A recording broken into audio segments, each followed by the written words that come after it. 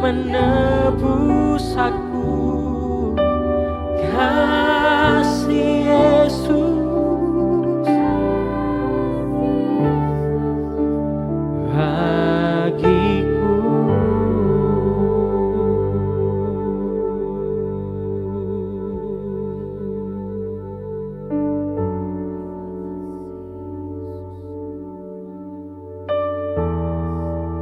Hadir tengah-tengah kami, kasih-Mu yang akan menyembuhkan kami dan sudah menyembuhkan kami. Engkau yang menebus kami, Engkau yang mengampuni kami, Engkau menerima kami apa adanya. Saat ini kami datang kepada Tuhan. Mari Engkau menjamah setiap anak-anak-Mu yang dengan lapar dan haus akan Tuhan. Dan Engkau berkata, berbahagialah orang yang lapar dan haus karena akan dipuaskan. Bila hari ini Engkau memuaskan setiap umat-umat Tuhan yang hadir Tuhan. Bapa terima kasih, Bapa terima kasih. Berbicaralah bagi kami, sebab kami membutuhkan firman Tuhan. Sesuai dengan kata Alkitab bahwa firman-Mu adalah pelita bagi kami dan terang bagi jalan hidup kami. Kami membutuhkan terang itu Tuhan. Berbicaralah secara pribadi buat kami. Menyembuhkan yang sakit, berikan kekuatan bagi yang lemah, berikan pengharapan yang putus asa. Dan kami yang salah juga ditegur oleh firman Tuhan. Terima kasih buat cinta-Mu yang luar biasa. Kami siap mendengarkan firman Tuhan. Roh Kudus bekerja di tengah-tengah kami. Dalam nama Tuhan Yesus, haleluya. Amin. Puji Tuhan. Bapak Ibu, kita sudah berada di bulan Juni. Ya sudah, berarti sudah di pertengahan tahun ya Bapak Ibu ya. Bulan 6. Dan bulan Juni ini kita ada tema yang baru. Godfidence ya.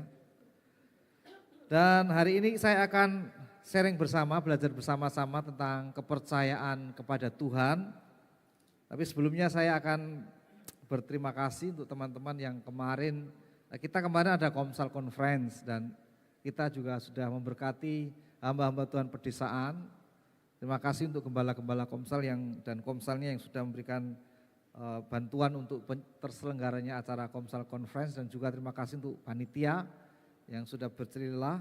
Kemudian juga setelah Komsel Conference selesai, kita akan memusatkan perhatian ke family gathering. Jadi bulan Agustus nanti Bapak Ibu tanggal 17 dan 18 ada family gathering, jadi kita akan retreat bersama-sama 3 kota di Hotel Purnama ya. Dan ini 17 itu hari Sabtu Minggu. Nah bagaimana yang tidak bisa ikut? Nah diharapkan semua bisa ikut, cuma bagi yang tidak bisa ikut berarti karena ibadahnya di Hotel Purnama ya berarti online. Tapi kami berdoa supaya semua bisa ikut untuk acara ini ya, puji Tuhan. Nah, saya akan membacakan firman Tuhan dalam Filipi pasal 4 ayat 12 dan 13. Saya ayat 12, nanti Bapak Ibu semua ayat 13. Aku tahu apa itu kekurangan dan aku tahu apa itu kelimpahan. Dalam segala hal dan dalam segala perkara tidak ada sesuatu yang merupakan rahasia bagiku. Baik dalam hal kenyang maupun dalam hal kelaparan. Baik dalam hal kelimpahan maupun dalam hal kekurangan. Ayat 13 sama-sama, hitungan ketiga, 1, 2, 3. Segala perkara. Ya, kata segala perkara itu menyangkut ayat yang di atasnya yaitu kekurangan atau kelimpahan. Ya, lapar atau kenyang. Nah, bahaya mana? Lapar atau kenyang? Kelaparan atau kekenyangan? Kalau ngantuk berarti kekenyangan. Bahaya mana? Kekurangan atau kelimpahan? Mengeluh yang mana? Kelimpahan atau kekurangan? Pasti kalau mengeluhnya pasti kekurangan ya. Tapi kalau bahayanya, nanti kita lihat dulu. Ya. Bahaya mana antara kekurangan dan kelimpahan? Sebab begini, Paulus ini berkata, segala perkara, baik aku kekurangan maupun aku kelimpahan, aku bisa menanggungnya. Tentu dengan menanggungnya sesuai dengan integritas nilai-nilai kerajaan Allah. Baik dalam hal aku kelaparan, bukan, kalau kekenyangan kan nggak pantas bilang Paulus kekenyangan ya. Baik dalam hal lapar maupun kenyang, itu Paulus bisa menanggungnya. Nah, Alkitab itu bercerita, ada tungku atau kompor yang disebut tungku kekurangan. Yang kedua ada tungku atau kompor yang disebut kelimpahan. Nah, ternyata dua-duanya itu kalau kita tidak hati-hati sama bahayanya Bapak Ibu. Kita akan melihat peristiwa di dalam bahaya kekurangan. Di dalam Ayub pasal 2 ayat 9. Ini adalah perkataan istri Ayub. Berkata begini, maka berkatalah istrinya kepadanya. Kepada Ayub, Bu Ayub bilang kepada Pak Ayub, masih bertekunkah engkau dalam kesalehanmu? Kutukilah Allahmu dan matilah. Ini dikatakan karena memang situasi yang sangat berat. Kalau kita baca Ayub pasal 1 ayat 1, itu menceritakan tentang siapa Ayub, data-datanya Ayub itu disebutkan. Ayub orang mana, anaknya berapa, itu disebutkan. Dan disebutkan harta kekayaannya. Jadi Ayub seorang yang sukses, seorang yang berhasil, seorang yang sangat diberkati dan terhormat. Sampai di sini ya semua dalam keadaan baik-baik saja. Tapi kemudian pasal yang berikutnya, ayat yang berikutnya menyebutkan bahwa Allah mengizinkan iblis untuk mencobai Ayub. Sehingga apa? Dalam satu hari semua bisnisnya, usahanya tidak hanya bangkrut tapi hancur berantakan. Enggak ada yang tersisa, termasuk anak-anaknya. Dalam keadaan yang dari begitu jaya menjadi dalam titik terendah, Ayub ini berkata, aku ini lahir telanjang. Sekarang juga dalam keadaan nol lagi, dalam keadaan telanjang. Tuhan yang memberi, Tuhan yang mengambil. Istrinya belum komentar. Berarti istrinya seorang yang sangat kuat. Kenapa? Dalam satu hari 7 anaknya kalau nggak salah, itu anaknya ada 7. Itu anaknya mati semua, hartanya ludes, semua yang dimilikinya habis. Tapi istrinya belum berkomentar. Tapi kemudian ada musibah yang berikutnya, yaitu Ayub terkena penyakit sampar yang sangat memilukan. Dan orang mengira bahwa dia kena kutuk karena penyakitnya tidak hanya membawa aib tapi juga membuat dia harus berjauhan dengan orang. Diperkirakan menular dan berbau. Dan untuk menggosok gatalnya dia pakai beling. Duduk di antara abu dan debu. Nah ini istrinya kemudian berkata, masih bertekunkah engkau dalam kesalehanmu? Kutukilah Allahmu dan matilah. Ini dikatakan oleh seorang istri kepada suaminya. Artinya apa? Bahwa di dalam kekurangan itu Bapak Ibu, itu ada satu bahaya yang besar. Dalam rumah tangga, dalam kehidupan sehari-hari. Kalau Pak Gembala khotbah di khotbah pemberkatan nikah, ini ada rumah tangga baru ya, Saudara Riki, selamat. Dalam khotbah beliau mengatakan bahwa ada faktor-faktor yang menyebabkan perceraian. Ada 4 faktor kalau tidak salah. Salah satu faktor pemicu perceraian adalah ekonomi atau keuangan. Ekonomi atau keuangan itu tidak bisa diremehkan karena ekonomi itu sangat membantu, sangat mendukung dalam keharmonisan rumah tangga. Ada banyak orang yang mengajukan perceraian karena faktor kekurangan atau ekonomi. Itu berarti bahwa kekurangan itu bisa menjadi pemicu kehancuran rumah tangga atau bahkan perceraian. Berarti kan bahaya. Nah, tidak semua orang sanggup menghadapi sebuah peristiwa kekurangan ini. Ayub kuat, Ayub mampu, tapi istrinya tidak. Alkitab tidak mengatakan bahwa Ayub kawin lagi ketika dipulihkan, enggak berkata seperti itu. Ada banyak penafsiran. Tapi rupa-rupanya kalau saya sih menafsirkan ya enggak menikah lagi lah dengan istri yang lama, diampuni.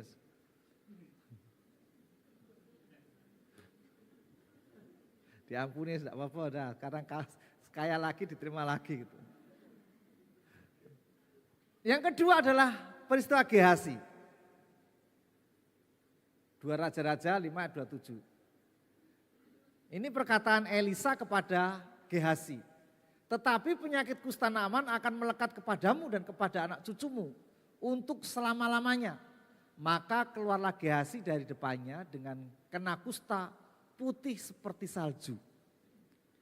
Ini peristiwanya adalah seorang panglima yang terkenal dan kaya raya, dia sakit kusta dan tidak bisa disembuhkan. Pada waktu itu penyakit kusta.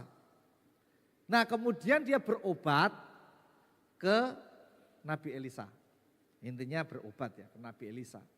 Sama Nabi Elisa suruh mandi 7 kali di Sungai Yordan. Kemudian sembuh, saking senengnya dia memberikan hadiah ucapan syukur kepada Elisa. Sebagai tanda terima kasih, sudah ditolong. Oh, Elisa menjawab, enggak usah, bawa pulang lagi barangmu. Ya, kalau begitu, kalau ini pemberian saya enggak diterima, saya minta segerobak tanah dari sini supaya saya beribadah kepada Tuhan Allah Israel saja. Oke, silakan bawa tanah gitu. Gehasi pengerjanya, bujangnya, loh kok enggak diterima ya? Mungkin Nabi Elisa enggak cukup, enggak mau terima. Sudah cukup. Loh, dia enggak terima enggak apa-apa, kalau dikasihkan ke kita kan baik-baik juga. Enggak masalah, kan sudah ikhlas. Kemudian dia punya siasat. Tanpa pengetahuan Elisa, dia menyusul Naaman. Dan dia berkata bahwa ada nabi lain dari desa yang membutuhkan bantuan. Barangkali bisa itu diberikan kepada mereka. Maka dengan senang hati Naaman memberikan hadiah itu kepada Gehasi.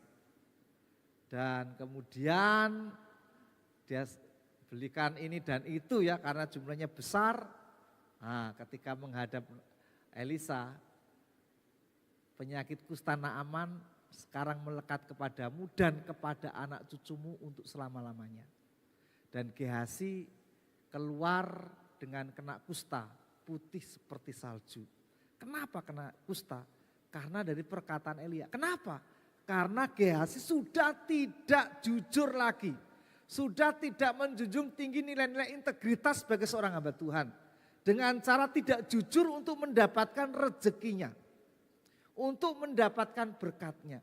Lalu rupanya kekurangan itu Bapak Ibu bisa memicu seseorang untuk meninggalkan nilai-nilai kebenaran yang dipegang.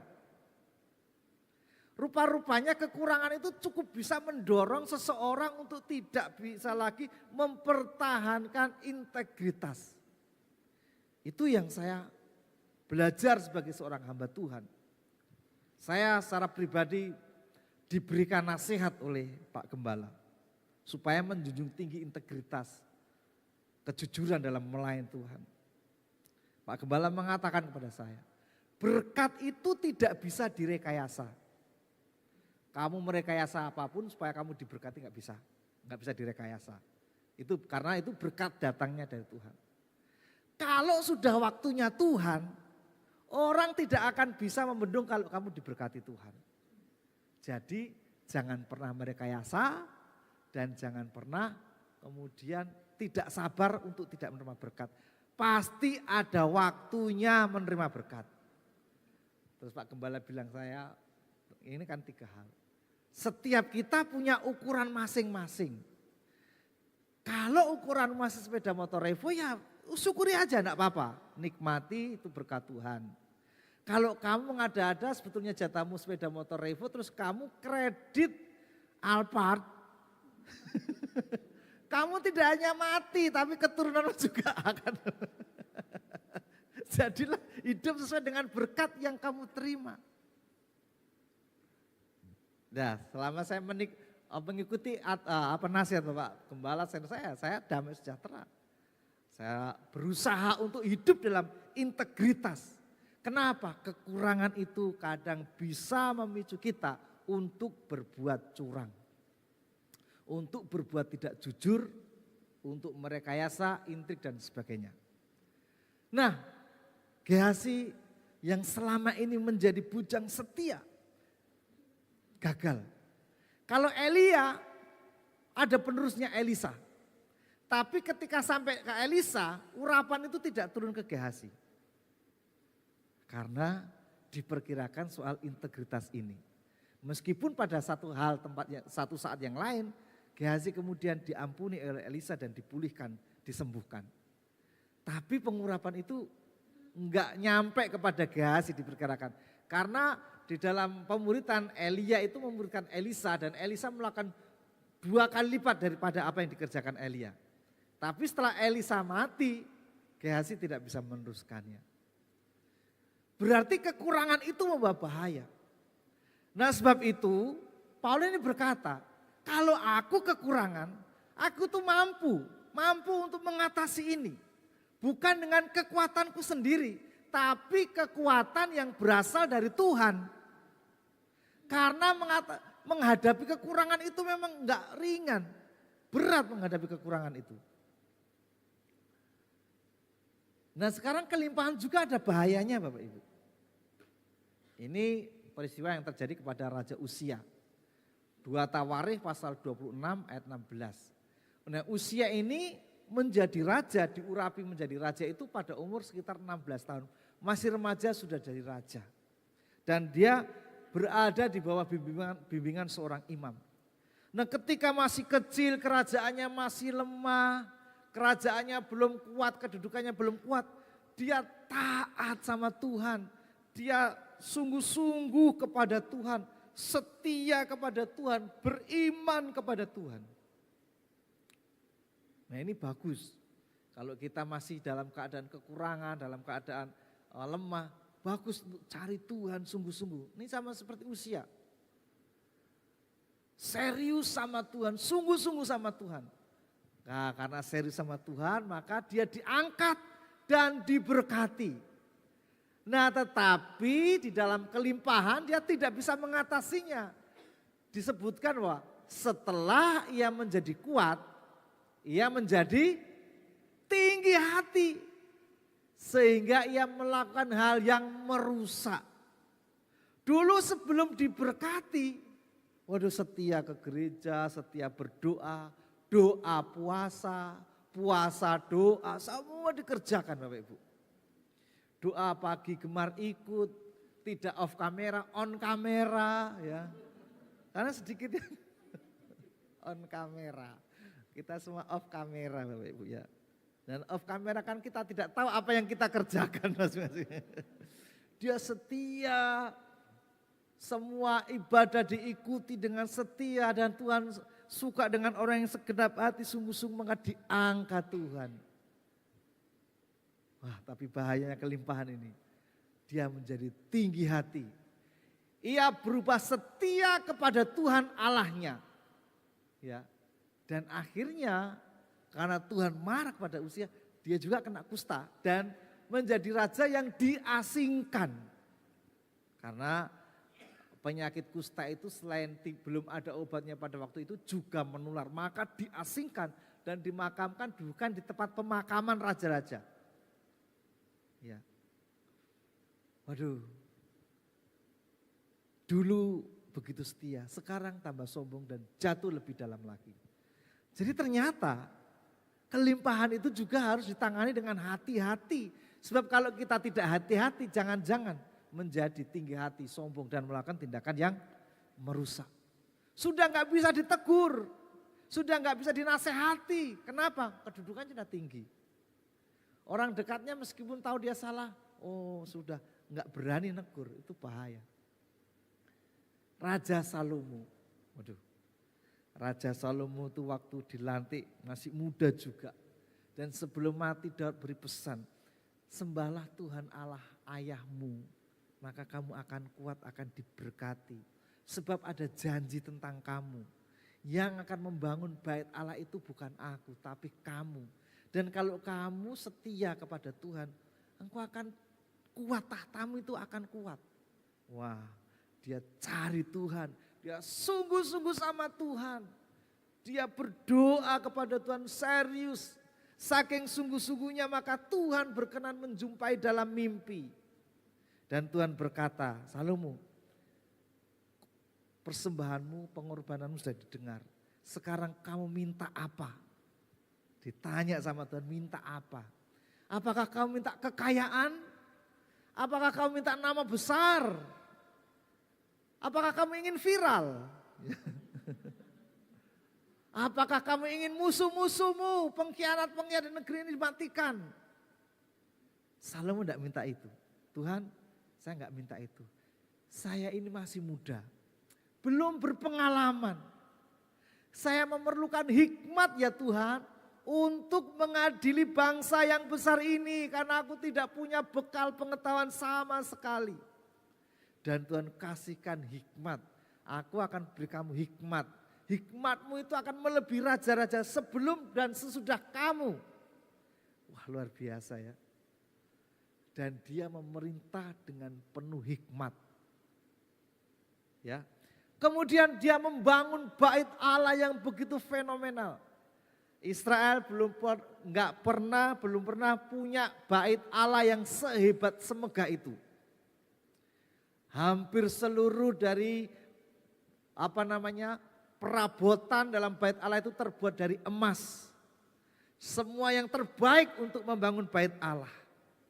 Ketika bait Allah itu diresmikan, kemuliaan Allah turun sampai orang tidak bisa berdiri untuk menyelenggarakan ibadah itu. Karena kemuliaan Allah turun. Luar biasa. Kerajaannya diberkati. Ketika diberkati, saudara, apa yang terjadi? Istrinya banyak, 700. Gundiknya 300. Belum termasuk camilan-camilan yang lain. Kalau toh itu ada. Saya rasa itu istrinya pasti pakai tanda pengenal keplek ya. Sewu saudara kasih Tuhan. Ayo punya istri satu mumet loh. Sewu saudara kasih Tuhan. Masa jayanya. Apa akhirnya gimana itu? Dan Salomo melakukan apa yang jahat di mata Tuhan. Dan ia tidak dengan sepenuh hati mengikut Tuhan. Seperti Daud ayahnya. Kenapa? Sudah tinggi kan? Sudah tinggi. Jadi Paulus berkata, firman Allah berkata, aku tahu apa itu kekurangan, aku tahu itu kelimpahan. Dan dalam segala perkara ini, aku sanggup menghadapinya dengan integritas nilai-nilai kerajaan Allah. Dan dia menjadi seorang hamba Tuhan yang sangat berpengaruh. Sampai saat ini, tulisan-tulisannya kita bisa baca, kita bisa pelajari. Luar biasa ya Bapak Ibu ya. Saya sering bilang, saya sering kesaksian. Dulu sebelum punya apa-apa, rumah tangganya harmonis, hubungan orang tua anak itu baik. Meskipun liburannya tidak terlalu jauh tapi bahagia. Ya kalau dari Mojokerto ke Pacet paling 1 jam. Ya. Makannya pun bukan di kafe yang mahal, di food court yang serba 10.000, tapi bahagia. Karena bahagia, wah ada promosi buat usaha baru. Usahanya makin berkembang. Ternyata kemudian beli sepeda motor. Berkembang lagi, bisa beli mobil. Mobil 1, mobil 2. Nah, karena makanannya jadi enak, perawatan dulu yang jelek jadi cantik. Nah setelah itu punya HP Android, bisa ikut grup sekolah SD, SMP, SMA. Dia bisa pasang story di IG-nya, TikTok-nya, semua isi. Wah, teman-temannya mulai menyapa, hai, dijawab halo gitu. Oh enggak ikut reuni? Oh ya nanti saya ikut. Ya. Kamu naik apa? Oh, saya tak bawa mobil loh. Diantar enggak, saya sendiri, saya kan udah. Wah hebat ya, reuni. Dulu yang jelek sekarang berubah jadi kulitnya halus, wangi, dengan Tuhan. Mulai tertarik. Ada skandal, kemudian terjadi percekcokan. Setelah percekcokan, usahanya enggak diurusi. Terjadi perceraian, miskin lagi. Dalam keadaan nol, sudah suami enggak ada, anak-anak meninggalkan. Enak mbiyen masih miskin enggak anak kayak gini sekarang. Nah Bapak Ibu, kenapa tidak bisa menangani kelimpahan? Jadi ternyata kelimpahan itu bahaya kalau kita tidak bisa menangani dengan baik. Tapi firman Allah mengatakan bahwa jangan takut menjadi kaya. Karena kalau kita diberkati, kita bisa semakin menjadi berkat, ya toh? Bisa membantu pekerjaan Tuhan, ya, bisa membantu. Kemarin ada MMG, Mitra Misi Gembita, yang tiap bulan disupport Pak Gembala 500.000. Jadi nama saya termasuk tercantum, dikenal sama pendeta-pendeta. Wah Pak Hendro, dipikir uang saya kali.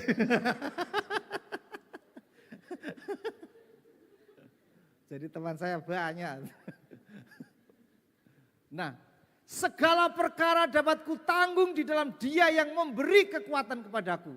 Dalam terjemahan yang firman Allah yang hidup, sebab saya dapat melakukan segala kehendak Allah dengan pertolongan Kristus yang memberi saya kekuatan dan kuasa untuk tetap berdiri dengan nilai-nilai kerajaan Allah. Baik waktu kekurangan maupun waktu kelimpahan. Nah kenapa Paulus bisa memiliki kekuatan seperti ini? Karena dia percaya kepada Tuhan. Paulus mengerti bahwa kekuatan sejati itu datangnya dari Tuhan. Kekuatan manusia itu terbatas Bapak Ibu. Amin tidak amin, kekuatan kita terbatas. Kalau kita sudah menginjak umur 50 tahun, maka ketika umur 50 tahun ke atas keadaan kita sudah merosot, tidak seperti dulu lagi. Meskipun kita pakai vitamin apapun, tapi secara alamiah kita merosot. Ya, saya naruh kacamata sudah kadang lupa taruh di mana. Bangun tidur tuh mesti yang pertama saya cari kacamata. Ya. Kadang sudah saya pakai masih nggak cari. Sudah ngasih Tuhan. Nah, tetapi gimana sih kekuatan sejati datangnya dari Tuhan, dan itu yang membuat Paulus mampu menghadapi berbagai macam persoalan. Paulus berkata, tetapi harta ini kami punya dalam bejana tanah liat, supaya nyata bahwa kekuatan yang melimpah-limpah itu berasal dari Allah. Kekuatan sejati yang berlimpah-limpah itu berasal dari Allah. Nah kalau kekuatan dari Allah itu ada pada kita, maka ayat berikutnya, dalam segala hal kami ditindas namun tidak terjepit. Kami habis akal namun tidak putus asa. Kami dianiaya namun tidak ditinggalkan sendirian. Kami dihempaskan namun tidak binasa. Kenapa seperti ini? Karena ada kekuatan Tuhan yang berlimpah-limpah ada dalam hidup kita. Sehingga ketika kita mengalami sebuah persoalan atau proses atau pressure yang menjepit kita, yang menghempas kita, bisa kita habis akal. Kita masih manusia, tapi tidak putus asa. Pendeta apa bisa putus asa?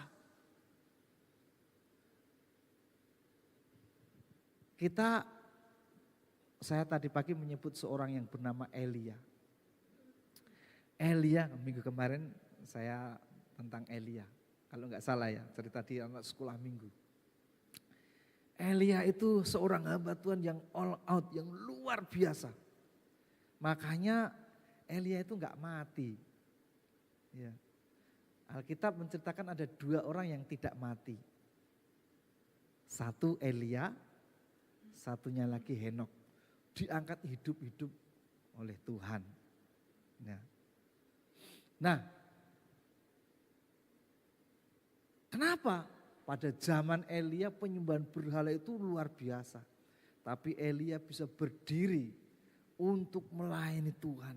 Dan Tuhan sertai dengan mujizat. Ketika dia dikejar-kejar oleh pemerintahan Ahab, dianggap sebagai teroris, dia harus bersembunyi. Dan Tuhan suruh bersembunyi di tepi sungai Kerit. Tuhan utus gagak pagi dan petang mengirim daging dan roti. Dipelihara Tuhan. Rupanya orang yang sungguh hati itu pasti dipelihara oleh Tuhan. Amin. Setelah sungai Kerit, airnya habis kering karena tidak ada hujan 3,5 tahun. Maka Tuhan menyuruh dia untuk pergi ke Sarfat. Seorang janda miskin yang tinggal buat 1 kue, 1 roti dan kemudian akan mati. Tapi Elia berkata, tenang ibu, tepung dalam tempayan dan minyak dalam buli-buli itu tidak akan habis. Kita akan dipelihara Tuhan selama masa paceklik ini. Wah hebat ya. Jadi Tuhan pelihara lewat tepung dan minyak yang tidak habis-habisnya. Itu mujizat loh. Sekarang ini inflasi uang 100.000 beda dengan uang 100.000 yang dulu. Sekarang carinya angel, belanjakannya cepat. Ya. Dipelihara Tuhan. Setelah itu anak janda ini meninggal. Dia bangkitkan lewat kuasa Tuhan. Hebat. Dia bisa menurunkan api dari langit. Memakan habis korban persembahan. Luar biasa. Tapi ketika menghadapi Isabel, dia putus asa. Dia lari dan dia berkata, Tuhan, es mati ya aku. Enggak betah hidup kayak gini. Nabi yang mujizatnya luar biasa. Apalagi saya. Nabi seperti itu kayak gitu. Bisa kehabisan akal. Udah aku mundur dari pelayanan, entah apa akalku enggak ada akal sama sekali. Sudah terjepit, enggak mau aku pelayanan. Wes gak gereja-gerejaan.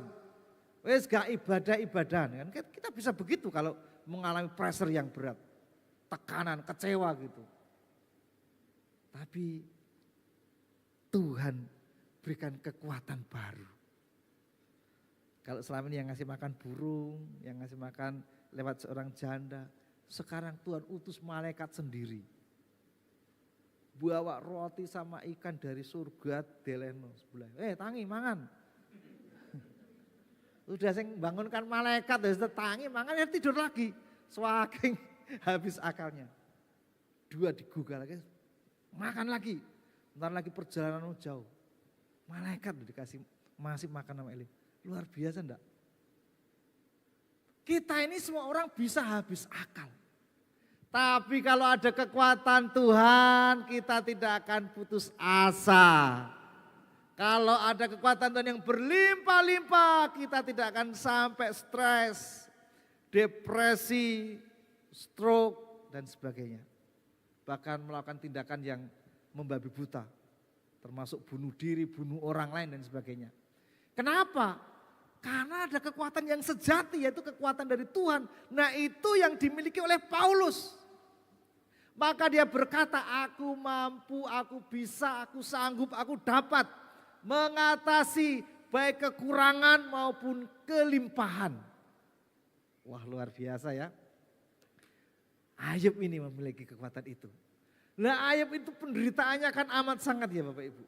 Tapi dia masih bisa berkata, dalam kesemuanya itu Ayub tidak berbuat dosa dengan bibirnya. Coba bayangkan. Kita ini tanggal merah nggak bisa pergi. Kita sudah ngomel ya. Tanggal abang gawe komsel conference kurang gawe. Atau kalau kita tidak bisa liburan. Wah, Tuhan kita ngomel sama pasangan kita ini dan itu, kenapa kita tidak bisa liburan? Ya, coba lihat tuh teman-teman kita, bisa ke Bali, bisa ke Gunung Kelud dan sebagainya. Waduh, kita ngomel. Tapi ini hebat nih Ayub. Dalam kesemuanya itu, di tengah kekurangan, Ayub tidak berbuat dosa dengan bibirnya. Kenapa kok bisa gitu ya? Ada kekuatan Tuhan. Hebat itu. Dan ketika dipulihkan Tuhan, dia tidak berkata kepada istrinya, sekarang kemasi baju, sepatu, sandalmu, pulang. Enggak loh. Dengan kekuatan Tuhan dia tetap jadi istrinya dan melahirkan anak-anak yang cantik-cantik. Hebat ini. Wah, kita pingin ya punya kekuatan Tuhan ya Bapak Ibu ya. Wah, luar biasa ini. Nah, ini kemarin Yusuf itu juga memiliki kekuatan yang dari Tuhan. Coba ketika dia masih jadi budak, bahkan ketika dijual di rumah Potifar, dia sudah rodok mending daripada budak biasanya.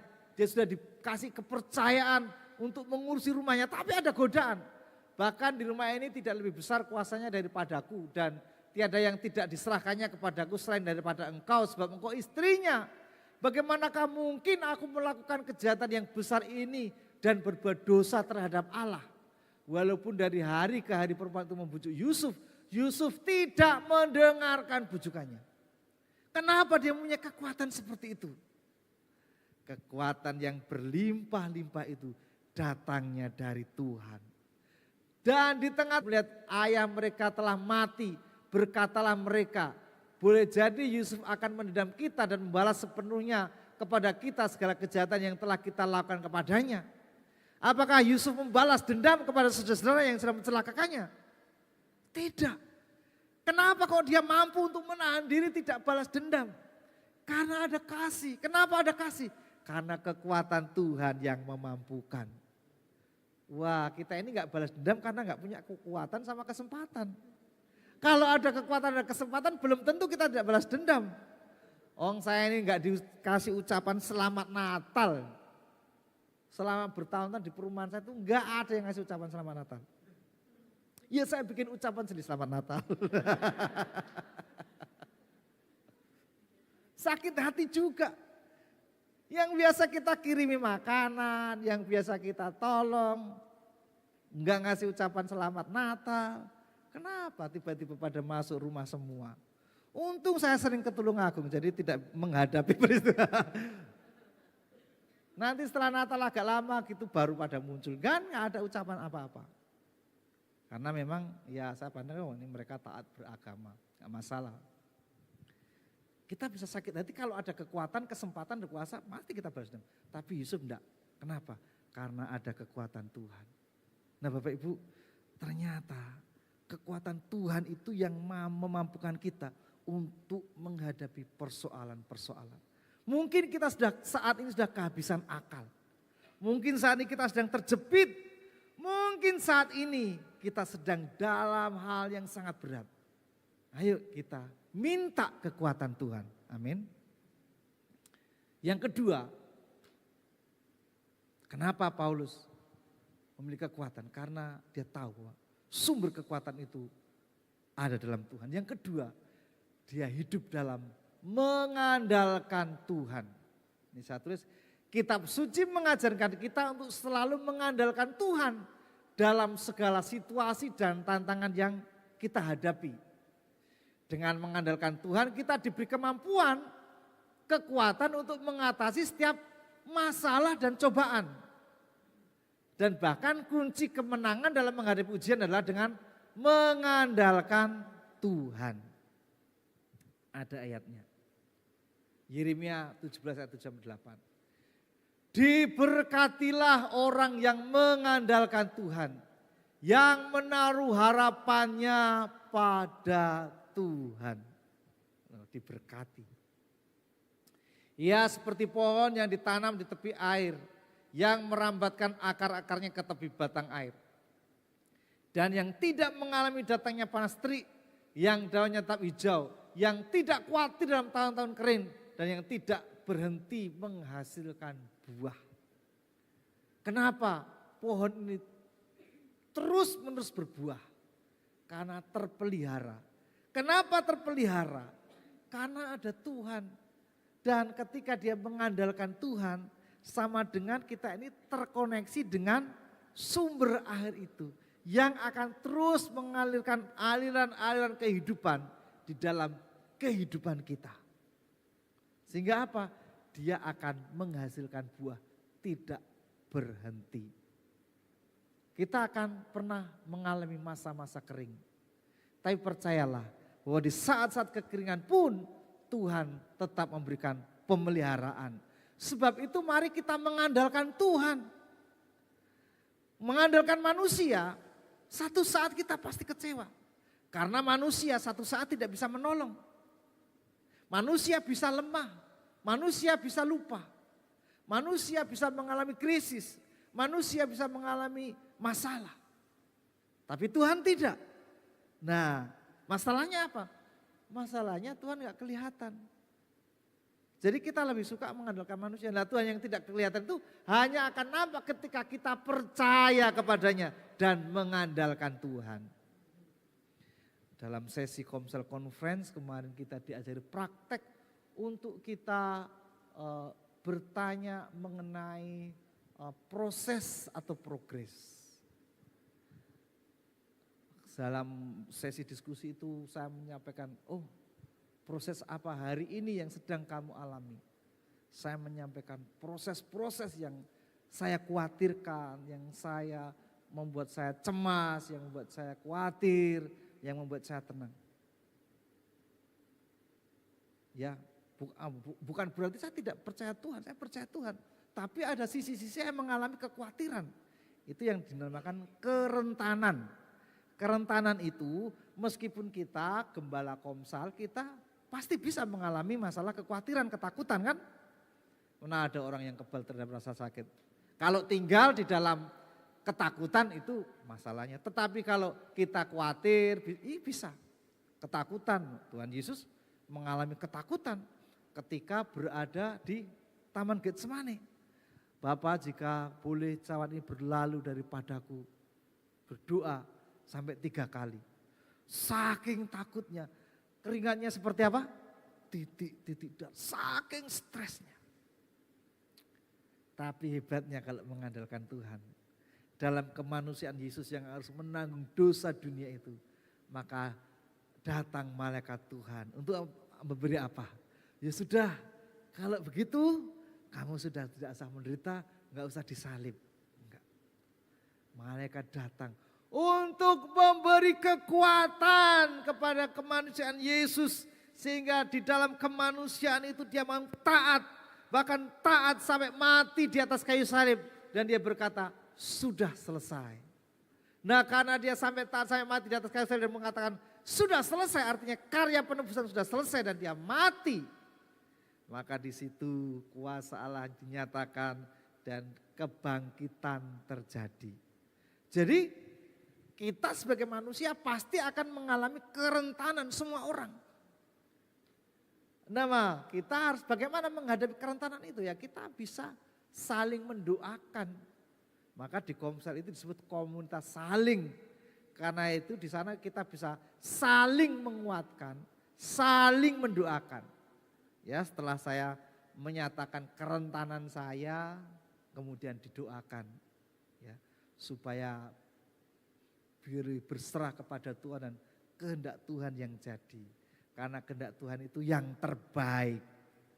Kemudian kasih nasihat untuk kita dalam mengandalkan Tuhan ada jalan keluar. Amin. Wah, jadi kenapa Paulus mampu menghadapi berbagai macam persoalan? Karena mengandalkan Tuhan. Yang ketiga, segala perkara dapat kutanggung di dalam Dia yang memberi kekuatan kepadaku. Yang pertama memiliki arti bahwa sumber kekuatan sejati datang dari Tuhan. Yang kedua, supaya kita kuat kita harus mengandalkan Tuhan. Yang ketiga, ini memberitahukan kepada kita bahwa kita ini harus ada kesiapan menghadapi tantangan dengan taat. Ketika kita percaya Yesus, Tuhan tidak pernah menjanjikan ketiadaan masalah. Ketika kita setia beribadah, Tuhan tidak menjanjikan ketiadaan persoalan. Yang Tuhan janjikan adalah kita ini akan ditolong oleh Tuhan ketika ada persoalan, diberi pertolongan. Nah, Alkitab mengajar untuk kita siap menghadapi setiap tantangan yang datang dalam hidup kita. Dan dalam menghadapi tantangan persoalan itu kita harus hadapi dengan mengucap syukur. Karena itu yang disukai Tuhan. Mengucap syukurlah dalam segala hal, karena itulah yang dikehendaki Allah di dalam Yesus Kristus. Kenapa ada dikatakan mengucap syukurlah? Karena mengucap syukur dalam persoalan itu gampang atau susah? Susah. Kalau syukur ngucap di permasalahan itu gampang, ngucap aja. Kalau bersyukur itu angel. Dan di tengah persoalan kita juga harus optimis. Kenapa optimis? Harus antusias dan semangat. Karena firman Allah dikatakan pencobaan-pencobaan yang kamu hadapi adalah pencobaan biasa. Di tengah-tengah pencobaan itu Tuhan menyediakan jalan keluar dan kekuatan untuk menanggungnya. Itu yang membuat kita semangat. Kita tidak akan menghadapi jalan buntu dalam Tuhan. Yesus berkata, akulah jalan, kebenaran dan kehidupan. Maka itu yang membuat kita antusias. Oke, hari ini ada masalah. Tapi biar Tuhan bekerja dalam hidup saya bersemangat, roh kita menyala-nyala. Dan firman Allah mengatakan orang yang bersemangat dapat menanggung penderitaannya. Wah, luar biasa ya Tuhan itu ya. Nah, ini pola pikir, memiliki pola pikir yang benar sesuai dengan firman Allah. Biarkan tekanan, tantangan, halangan atau masalah itu menjadi sebuah kesempatan buat kita. Menjadi sebuah peningkatan bagi kita. Bagaimana kita bisa membuat tekanan menjadi sebuah kekuatan, tantangan menjadi sebuah kesempatan, halangan, masalah menjadi sebuah peningkatan. Kalau kita mampu mengendalikannya. Jangan sampai kita dikendalikan oleh masalah, jangan sampai kita dikendalikan oleh halangan, jangan sampai kita dikendalikan oleh tantangan. Kita yang harus mengendalikan. Nah, kalau kita bisa mengendalikan, itu tantangan akan menjadi kesempatan. Bagaimana kita bisa mengendalikan masalah kalau itu besar? Kalau dengan kekuatan kita pasti tidak mampu. Sebab itu dengan kekuatan siapa? Tuhan. Kita tahu Tuhan sumber kekuatan yang sejati. Sebab itu kita perlu mengandalkan Tuhan. Dan kalau kita sudah mengandalkan Tuhan, mari kita hadapi tantangan, kesiapan dan tantangan dengan taat di hadapan Tuhan. Menyelesaikan persoalan dengan ketaatan kepada Tuhan. Dengan ketaatan, dengan nilai-nilai kerajaan Allah. Ya. Kalau menyelesaikan masalah tanpa masalah, itu pegadaian. Kalau menyelesaikan masalah dengan firman Tuhan, itulah nilai-nilai kerajaan Allah. Amin. Mari kita berdoa, kita minta tuntunan Tuhan, kekuatan yang datang dari Tuhan. Mari kita bangkit berdiri. Terima kasih Tuhan. Biarlah kami diberikan kekuatan oleh Tuhan. Mungkin saat ini kami masih belum ada jalan keluar. Tapi biarlah kami boleh menanti-nantikan Tuhan. Sebab janjimu, orang yang menanti-nantikan Tuhan akan diberikan kekuatan yang dari Tuhan. Kekuatan baru dari Tuhan. Terima kasih Bapak. Kekuatan di hidupku, ku dapat dalam Yesus. Dia tak pernah tinggalkanku,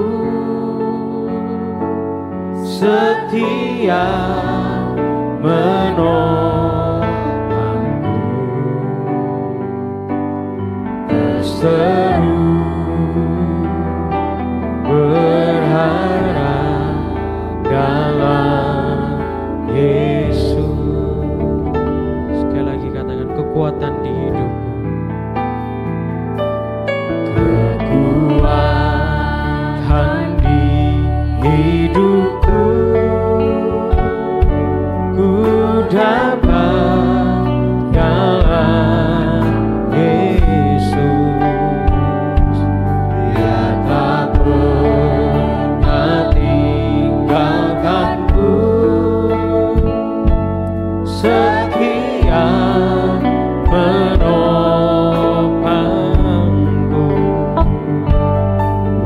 seru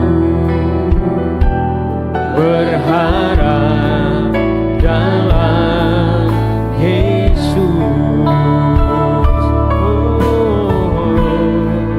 Ajaib Kau Tuhan, penuh kuasa, sanggup pulihkan keadaanku. Dalam tangan-Mu seluruh hidupku tak akan goyah selama. Ajaib Kau Tuhan, penuh kuasa, sanggup pulihkan keadaanku.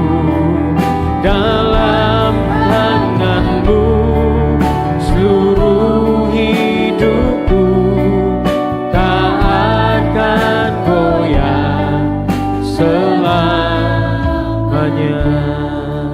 Bapa di surga, mungkin ada saat ini kami yang sedang menghadapi sebuah kerentanan, ada kekhawatiran, ada kecemasan, ada ketakutan karena persoalan yang sedang menghimpit. Bahkan kami sudah habis akal.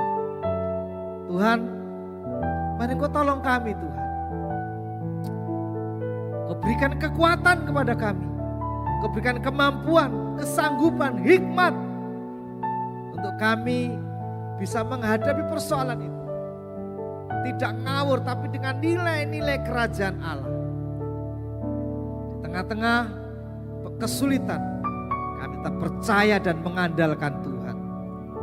Atau mungkin kami tidak dalam persoalan, kami sedang diberkati. Usaha kami diberkati, semua yang ada kepada kami diberkati Tuhan. Biarlah Tuhan mengajar untuk kami tetap waspada, tetap berpegang, berpaut kepada Tuhan. Mari kita angkat tangan kita Bapak Ibu yang berdoa minta kekuatan Tuhan, pertolongan Tuhan. Nanti Pak Edi akan berdoa untuk kita semua. Terima kasih Tuhan.